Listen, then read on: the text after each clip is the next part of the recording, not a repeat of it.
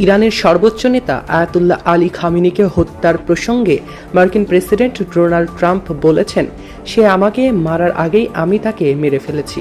মার্কিন সংবাদ মাধ্যম এবিসি নিউজকে দেওয়া এক সাক্ষাৎকারে এ কথা বলেছেন মার্কিন প্রেসিডেন্ট ডোনাল্ড ট্রাম্প। সেই নিউজ পেপারের সাক্ষাৎকারে ডোনাল্ড ট্রাম্প বলেন, তারা অর্থাৎ ইরান 2 বার চেষ্টা করেছিল, কিন্তু আমি আগে আঘাত করেছি। ট্রাম্পের এই মন্তব্যে ধারণা করা হচ্ছে তিনি 2024 সালের ইরান সম্পর্কিত একটি কথিত হত্যা চেষ্টার ঘটনার দিকেই ইঙ্গিত করেছেন, যেখানে তাকে টার্গেট করা হয়েছিল বলে অভিযোগ উঠেছিল। প্রসঙ্গত, শনিবার 28 ফেব্রুয়ারি থেকে শুরু হয় যুক্তরাষ্ট্র ও ইসরায়েলের হামলায় ইরানের ব্যাপক ক্ষয়ক্ষতি।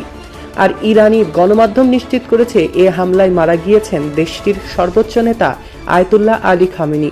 রবিবার 1 মার্চ দেশটির আধা সরকারি সংবাদ সংস্থা তাসনিম এবং ফার্স্ট নিউজ এজেন্সির মাধ্যমে এই মৃত্যুর সংবাদটি নিশ্চিত করা হয়েছে। খামেনির মৃত্যুতে 7 দিনের সরকারি ছুটি এবং 40 দিনের রাষ্ট্রীয় শোক ঘোষণা করেছে দেশটির সরকার। সৈকত আহমেদ নূর, প্রতিধ্বনি নিউজ।